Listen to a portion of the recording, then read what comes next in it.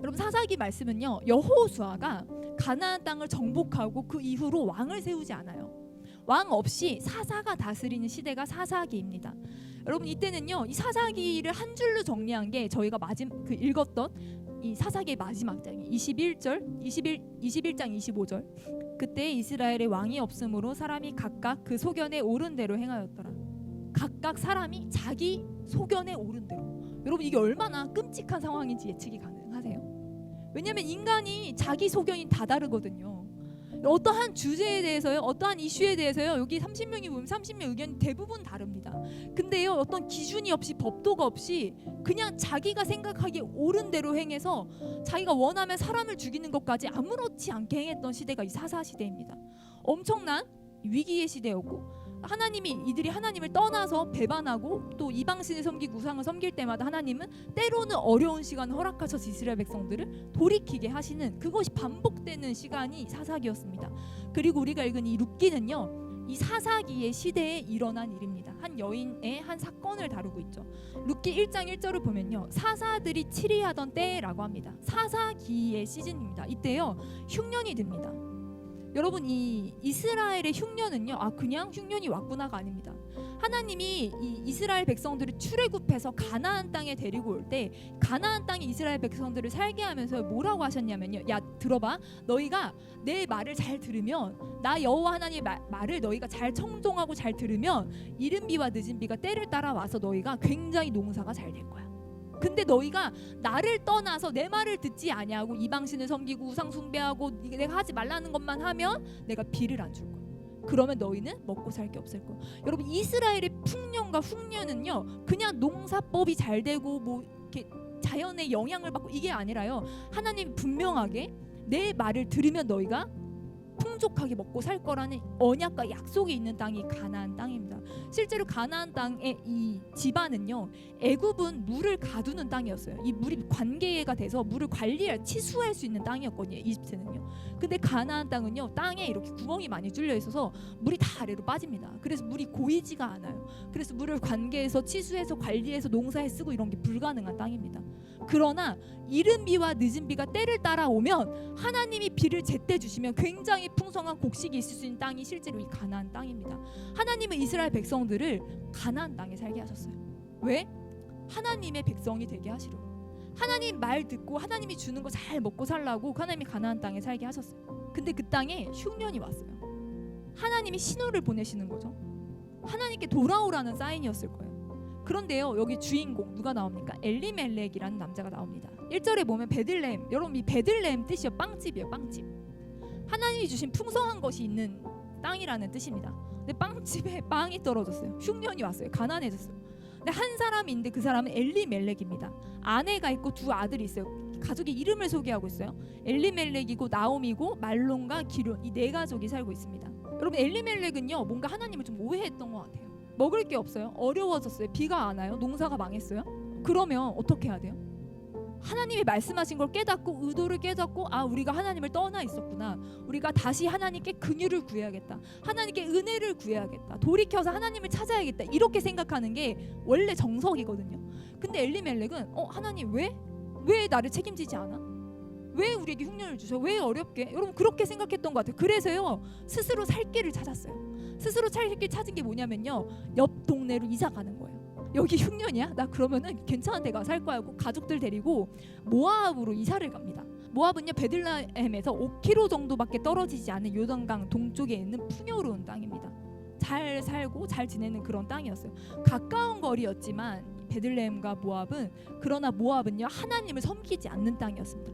그모스 신이라는 신을 섬겼거든요. 그 그모스 신에게 예배 어떻게 드리는지 아십니까? 우리는 지금 이렇게 찬양하면서 하나님께 예배드리고, 또 구약 시대는 제사를 통해 하나님께 예배드리는데 짐승을 잡아서 제사하는 법을 하나님께 예배했잖아요. 그모스 신을, 모압 신을 섬기는 방법은요, 어린아이를 잡아다가 불 태우는 것이, 희생 제물을 드리는 것이 그모스 신을 섬기는 방법이었습니다. 하나님 정말 싫어하시는 방법이었어요. 정말 싫어하시는 우상 숭배였어요.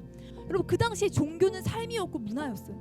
모압 지방으로 이사 간다는 건요, 모압 가서 산다는 건요, 여호와 하나님 신앙을 떠나서 모압에 그들이 숭배하는 그모스 신을 섬기는 그 문화 가운데 들어가서 그들의 종교에 동참한다는 뜻입니다. 그리고 그렇게 이방 땅에 가서 이방 종교의 영향을 받으면서 그렇게 살면서 결국은 자기 아들들이 이방 여자들과 결혼을 해요. 여러분이 신명기에 보면요, 하나님이 절대 내 총회에 들어오지 못한다, 여호와의 총회에 들어오지 못한다라고 말한 민족이 암몬과 모압 사람입니다. 암몬과 모압 사람은 절대로 여호와의 총회에 들어오지 못하리니 그들은 영원히 들어오지 못한다고 하나님 못 박으셨거든요. 그리고 이방인과 통혼하지 말라 그랬어요. 이방 사람들과 결혼하지 말라고 한 건 왜냐하면 그들의 종교를 믿게 될까 봐. 결혼에 이방 사람들이랑 결혼했다가 그들의 종교를 믿게 되고 그들의 신에게로 갈까 봐 그렇게 하지 말라고 했습니다. 근데 엘리멜렉은요, 흉년이 오자 좀 어려워지자 하나님의 뜻을 구분하고 하나님이 뭘 원하시는지 그걸 분별하려고 한 게 아니라 에이 뭐야, 하나님 왜 흉년 날 어렵게 하고 가족 데리고 그냥 싹 하나님 등 돌려서 모압으로 가버린 거예요. 거기서 하나님이 하지 말라는 거 그대로 하면서 이 모압 여자들과 자기 아들들이 결혼까지 하는 거죠. 여러분, 우리의 신앙은요 어려울 때 드러납니다. 풍년의 때 배부르고 등 따실 때는요 티가 잘 안 나요. 배부르고 등 따시면요 모두가 할렐루야 합니다. 모두가 감사합니다. 모두가 행복하고 모두가 하나님 붙잡고 의지합니다. 근데요 흉년의 때가 오면, 흉년까지 안 가도 돼, 조금만 어려워지고 조금만 힘들어지면, 조금만 예수님 믿는 것 때문에 대가 지불해야 되고 조금만 신앙 때문에 어려움을 겪으면요 우리의 신앙의 현주소는 바로 드러납니다. 어려우면요 하나님 붙잡고 기도하는 사람 있고, 어려우면 하나님 뭐야 하면서 드러눕는 사람 있다는 거예요. 아비멜렉의 신앙의 현주소는요 여기였어요. 어려움이 오자 하나님 붙잡고 찾고 의지하지 않고 어떻게 하나님 나 배고프게 할 수 있어 하고 자기 살 길 찾아 떠났습니다. 스스로 채움을 입으려고 이방 나라로 가서 기거하는 현실적이고 지극히 인간적인 가치관으로 선택을 했습니다. 육체적으로 힘들고 곤비해질 때, 어려울 때 하나님의 약속을 버리고 현실과 타협하는 그런 모습을 이 사람이 보여주고 있다는 거예요. 1장 21절에 내가 풍족하게 나갔다, 근데 내게 비어 돌아오게 했을 때, 이게 10년이 지나고 나오미가 돌아와서 얘기하는 건데, 여러분 왜 풍족하게 나갔다고요? 흉년이 와서 먹고 살 게 없어서 나간 게 아니에요. 풍족하게 나갔대요. 흉년이 왔는데 풍족했대요. 풍족한 채로 나갔대요. 흉년에도 사실 그렇게 어렵지 않았던 상황이었던 것 같아요. 여러분 성경에서요, 구약에서 특별히 이름은 굉장한 의미를 가지고 있습니다. 엘리멜렉의 이름 뜻은 뭐냐면요, 하나님은 나의 왕이시다라는 뜻이에요. 나오미는요 즐거움, 기쁨이란 뜻입니다. 이 두 사람이 결혼해서 아들을 낳잖아요. 말론의 이름 뜻이 뭔지 아십니까? 나약함과 질병이에요. 기류는요 파괴, 소멸, 낭비라는 뜻입니다. 아니 자식들 이름 이렇게 지면 어떡합니까? 여러분 이제 당시에는요 유대 문화 안에 자녀를 낳으면 바로 이름을 짓기도 하지만 짓고 나서 그 아이가 커가는 모습을 보면서 청소년기에 그 아이의 특징을 잡아서 이름으로 부르기도 했다고 합니다. 아마도 말론과 기론의 인생이 그랬던 것 같아요. 첫째는요 좀 병약하고 약했던 것 같아요. 그래서 병야가 나야가 이런 이름으로 불렸고, 둘째는 조금 낭비가 심했던 거, 터진 주머니처럼 이렇게 맨날 뭐 하면 새고 마이더스의 손처럼 문제가 생기고 이러니까 그래서 이름을 그렇게 졌던 것 같아요. 근데 좀 풍족한 가족이에요. 흉년이 왔어요. 그러니까 좀 뭐 친지들이나 주변 이웃들에 좀 먹을 것도 나눠줘야 돼요. 근데 아들 하나는 병약하고 아들 하나는 낭비하니까 이게 내가 다른 사람 책임지고 이러기보다는 우리 가정 하나 건사해야겠다, 그런 마음으로 떠났던 것 같아요. 지극히 현실적인 지평에서의 선택이었습니다. 그러나 믿음은 배제된 선택이었죠. 만일 엘리멜렉이 하나님이 흉년을 주신 이유를 생각하고 믿음으로 지금 당장은 어려워지더라도 하나님의 말씀 붙잡고 이 유업으로 주신 땅, 머물라고 하신 땅이 있었으면 어떻게 됐을까요? 엘리멜렉은 결국 지키려고 떠났지만 다 잃어버렸어요. 여러분 와이프 나오미는요 신앙의 사람이었습니다. 그러나 당시 모든 결정은 남자가 합니다. 굉장한 가부장적 사회였어요. 모든 결정권은 남자에게 있습니다. 남편이 간다고 해서 나오미가 반대할 수 없어요. 따라갈 수밖에 없어요. 유업의 땅을 버리고 이방 여인과 결혼하고, 이 모든 것은요 남자들의 선택이었습니다. 남편이 말씀을 외면하고 현실적인 지평의 선택을 하면서요 신앙인 나오미는 진짜 힘들게 살았을 거예요. 자기 아들들마저 이방 여인과 결혼해 버렸을 때. 그 나오미는 그 와중에 할 수 있는 건 며느리들을 신앙으로 양육하는 거 말고는 할 수 있는 게 없었습니다. 그래서요 며느리들을 데려다가 신앙으로 양육했던 것 같습니다. 10년이 지나고 결국은 무자하게 아무 자식도 남기지 않고 남편도 죽고 두 아들들도 죽었습니다. 나오미는요 모압 땅의 현실을 따라왔지만 결국 현실을 따라 하나님의 말씀을 버린 삶 안에서 아무 소망이 없고 아무것도 얻을 수 없다는 걸 깨닫고, 뼈저리게 깨닫고 그 약속의 땅으로, 자기에게 하나님 주신 허락한 유업의 땅으로, 원래 땅으로 돌아가고자 합니다. 그쯤에 소문이 들립니다. 모압 땅에 있었지만 이 모압 땅에도 하나님께서 여호와께서 자기 백성을 권고하사 그들에게 양식을 주셨다라는 소문이 들려옵니다. 여러분, 인간들의 반복되는 연약함과 실패에도요, 하나님은 은혜로 다시 회복의 시간들을 주십니다. 그래서요, 여러분이 모압 땅에 살고 있는 나오미에게도 하나님이 주신 회복의 소식, 하나님 그 백성들을 권고하셨다, 그들의 흉년을 돌이키시고 은혜를 주셨다는 소식을 듣고요, 돌아가려고 결단을 합니다. 근데 여러분, 두 며느리가 딸려 있잖아요. 이방 여인들. 당시 유대는요, 이방 여인들에 대한 극심한 차별이 있었어요. 이 데리고 가면요, 자기는 과부지, 과부 하나 생면부지 목숨하기도 힘든데 지금 이 두 이방 며느리 데리고 들어가면요, 엄청난 차별과 어려움에 이 두 여인들이 살 방법을 찾을 수 있을지 모르겠습니다. 그래서 그렇게 돌아가라고 하니까 이 며느리, 첫째 며느리 오르바는요, 엉엉 울면서 입 맞추고 떠났어요. 떠나는 모습 보면서요, 나오미가 뭐라 그러냐면, 자, 오르가는 자기 백성과 자기 신에게로 돌아갔다라고 합니다.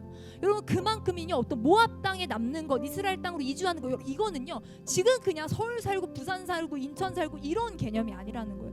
그들의 그 땅에 그 섬기는 신의 영향 속으로 들어간다는 거예요. 그래서 오르바는 자기가 믿음으로 가르치고 신앙으로 양육했겠지만, 당연히 롯에게 했듯이, 그러나 그는 현실 지평을 선택해서 다시 한번, 왜냐하면 자기가 차라리 이 땅에서 결혼 다시 하는 게 낫지, 그 시어머니 따라서, 과부된 시어머니 따라서 낯선 이방 땅에 가서 그 극심한 차별대로 견딜 자신이 없으니까 떠난 거예요. 룻은 어머니의 하나님이 나의 하나님이 되기를 원합니다 라고 고백하며 따라갑니다. 자기는 모압 땅에 남아서 금오스신을 섬기지 않겠다는 거예요. 자기는 어머니에게 배웠던 그 여호와 하나님을 경외하러 간다는 거예요. 여러분, 현실이 너무 어렵습니다. 여러분, 이들이 이스라엘 살다가 모압 온 거랑 비교가 안 되게 엄청난 차별이 있기 때문에, 모압 사람이, 그것도 과부 둘이 이스라엘 가서 산다는 건요, 정말 고생길이 훤한 길을 선택하는 겁니다. 현실적인 선택이 아니었어요. 자기의 편안한 선택이 아니었어요. 그러나 하나님이 기준이 되어서 내가 하나님을 섬기겠노라, 어머니의 하나님이 나의 하나님이 되셔야 합니다라고 현실을 내려놓고 믿음을 선택합니다. 그리고 그 믿음을 선택했을 때 어떤 결론이 일어난지 우린 다 알고 있습니다. 롯을 통해서요, 결국 롯이 좋은 이 하나님의 인연과 이 과정을 나누면 너무 길어 다 나눌 수 없지만, 결국은 자녀를 낳고 그 자녀를 통해서 다윗이 나오고, 다윗을 통해서 예수 그리스도의 계보가 이어집니다. 여러분, 제가 처음에 얘기했는데요, 모압과 암몬은 영원히 하나님의 총회에 들어오지 못한다고 하나님 못 박으셨어요. 그러나 현실이 아니라 말씀을 따라 살겠노라, 그러나 내가 여호와 하나님을 섬기겠노라 작정한 룻을요, 여호와의 총회에 들어오시게 한 것뿐만 아니라 예수 그리스도의 계보의 이름을 집어넣습니다.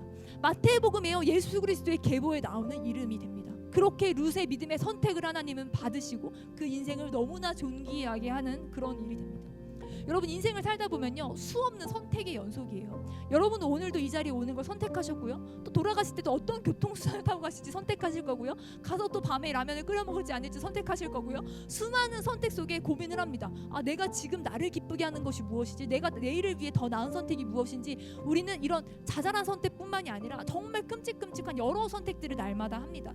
근데 여러분요, 내가 기준이 되어서 내가 스스로 내 소견에 옳은 대로 하는 선택은요, 누가 책임져야 돼요? 내가 생각하기에 현실 지평 안에서 이 선택이 더 맞다, 이 선택, 내가 조금 하나님한테 미안하고 내가 조금 말씀을 어긋나는 선택이지만 내가 이 선택이 지혜로운 선택이다라고 말해서 내가 그걸 선택했을 때 그 선택에 대한 책임은 내가 져야 됩니다. 근데 여러분, 우리가요, 하나님이 원하시는 선택을 하잖아요. 아, 내가 지금 현실적으로 조금 이게 안 맞고, 현실적으로 조금 이게 어렵고 하지만 말씀이 그렇게 말하고 있기 때문에, 하나님이 그렇게 말하고 있기 때문에 우리가 하나님 안에 선택을 하잖아요. 그럼 누가 책임지십니까? 하나님이 책임지십니다. 여러분, 그 엘리멜렉의 그 멸망한 가문을요, 그 망한 가문을요, 그 믿음의 여인들이 일으키고 그 하나님을 향한 선택 가운데 하나님이 완전히 은혜를 역전하시고 갚으시는 것을 보게 됩니다.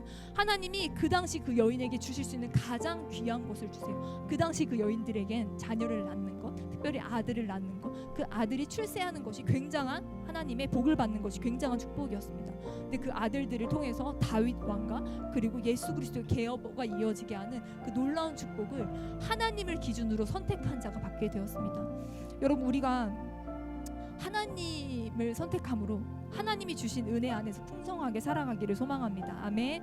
우리가 우리의 지혜 안에서 안전하고 우리의 선택 안에서 안전한 것이 아니라 우리가 하나님 안에서 안전하다는 것을 우리가 기억했으면 좋겠습니다. 우리 지금 함께 기도하겠습니다.